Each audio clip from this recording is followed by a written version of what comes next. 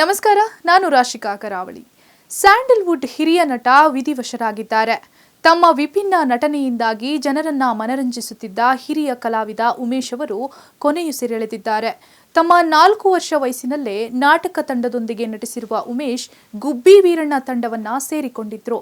ರಂಗಭೂಮಿ ಹಿನ್ನೆಲೆ ಹೊಂದಿರುವ ಉಮೇಶ್ ಅವರು ತಮ್ಮ ಸುಮಾರು 6 ದಶಕಗಳ ವೃತ್ತಿ ಜೀವನದಲ್ಲಿ ಕಥಾಸಂಗಮ, ಮಕ್ಕಳ ರಾಜ್ಯ, ಅಂತ, ಮಲೆಯ ಮಾರುತ, ಗೌರಿ ಗಣೇಶ, ಜಾಕಿ ಹೀಗೆ ಸುಮಾರು 350ಕ್ಕೂ ಹೆಚ್ಚು ಸಿನಿಮಾಗಳಲ್ಲಿ ನಟಿಸಿದ್ದಾರೆ. 1977ರ ಕಥಾಸಂಗಮ ಎಂಬ ಚಿತ್ರದ ಅಭಿನಯಕ್ಕಾಗಿ ಕರ್ನಾಟಕ ರಾಜ್ಯ ಚಲನಚಿತ್ರದ ಅತ್ಯುತ್ತಮ ಪೋಷಕ ನಟ ಪ್ರಶಸ್ತಿ ಲಭಿಸಿತ್ತು. ಕೆಲ ದಿನಗಳ ಹಿಂದೆ ಆಸ್ಪತ್ರೆಗೆ ದಾಖಲಾಗಿ ಚಿಕಿತ್ಸೆಯನ್ನ ಪಡೆಯುತ್ತಿದ್ದ ನಟ ಉಮೇಶ್ ಅವರು ನವೆಂಬರ್ 30ರಂದು ತಮ್ಮ ಉಸಿರನ್ನ ನಿಲ್ಲಿಸಿದ್ದಾರೆ.